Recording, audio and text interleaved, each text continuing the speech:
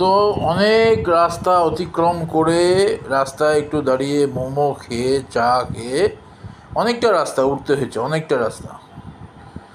রাস্তা উঠে আঁকা বাঁকা পথ দিয়ে এসে লোককে জিজ্ঞেস করতে হয়েছে, কারণ রাস্তা অনেক ভাগে ভাগে গেছে, কিছু লাভার দিয়ে গেছে, কিছু হয়তো কোনো গ্রামের দিকে গেছে। জিজ্ঞাসা করতে করতে আমরা অবশেষে এসে পৌঁছালাম একটা হোমস্টেতে, যেই হোমস্টেতে এর আগে আমি শিলিগুড়ির এক ট্যুরিজম প্রপার্টির থ্রুতেও গেছিলাম, যেটা বললাম না রাত্রেবেলায় গেলাম, কিছুই দেখিনি, ভেবেছিলাম কিছুই না, ফালতু জায়গা, কিন্তু এখন দিনের বেলা এসে দেখছি তো খুবই সুন্দর জায়গা। তো সেই হোমস্টেতে আবার নতুন করে উঠেছি আমরা, এবার উপরে রুম নিয়েছি আমরা। আমাকে উপরের রুম দিয়েছে আমার দাদা, পাড়ার যে দাদা যে গেছে, সেই হোটেলের নাম হচ্ছে আদিত্য হোমস্টে, চারকোলের, খুব ভালো হোমস্টে। কোনদিন চারকোল আসলে অবশ্যই আদিত্য হোমস্টে ঘুরে যাবেন। নমস্কার, ভালো থাকবেন সকলে।